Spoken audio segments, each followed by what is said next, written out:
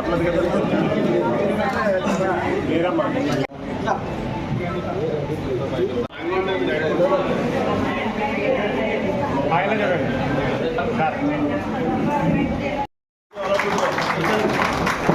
రవి గారు సార్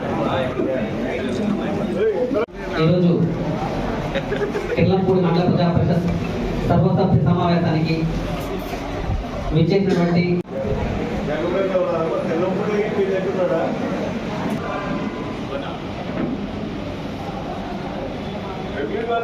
మండల మీటింగ్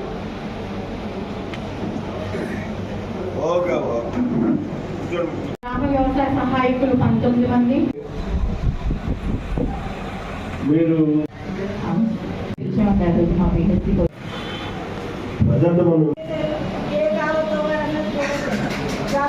అవకాశం ఉన్నప్పుడు లేదు సార్. ఇప్పుడు ప్రస్తుతానికి అయితే సిమ్సీ రోడ్లు కానీ అంటే పిఆర్ డిపార్ట్మెంట్ ద్వారా మనం ఏదైతే చేస్తామో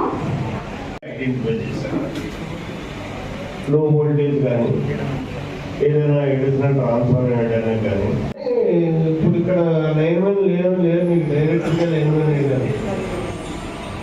అది సుమారు మరి ఎందుకు ఎండిఓ గారికి అవగాహన లేక ఎన్ని శాఖలు ఉన్నాయో ప్రతి శాఖ కూడా దానికి సంబంధించినటువంటి సభ్యులు ఈ మండల సమావేశానికి విధిగా రావాల్సినటువంటి అవసరం ఉంది. సుమారు ఒక 50-60 మంది ఉంటారు.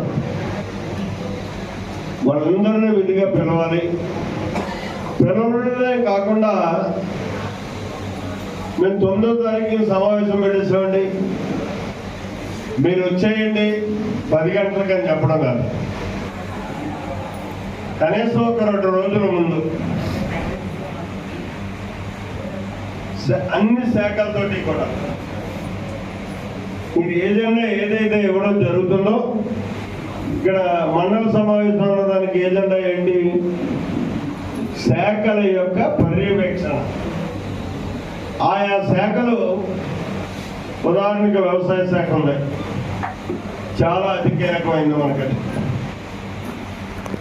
ఆ శాఖ ఏం చేసింది అన్న దాని మీద కానీ ఏం చెయ్యబోతుంది అన్న దాని మీద కానీ ఒక వివరణతో కూడినటువంటి పట్టికను తయారు చేసి ఇక్కడ మనకి ఇవ్వాలి. అలాగే ప్రతి శాఖ కూడా దాన్ని కనీసం 2 రోజుల ముందు ఇవన్నిటినీ కూడా ఎంపీడీఓ గారు సేకరించి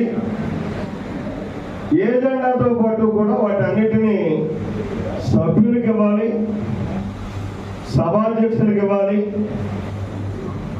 గౌరవ ప్రతినిధిగా వచ్చే నాకు ఇవ్వాలి. వీటన్నిటినీ మేము ముందుగానే ఒకసారి స్టడీ చేసి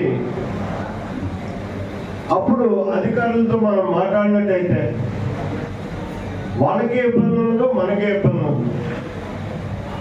తెలిసి తెలియని మాటలతో వాళ్ళని మనం ఇబ్బంది పెట్టేటటువంటి అవకాశం ఉండదు. ఒక అవగాహనతో మనం మాట్లాడగలిగితే దానికి సరైనటువంటి సమాధానం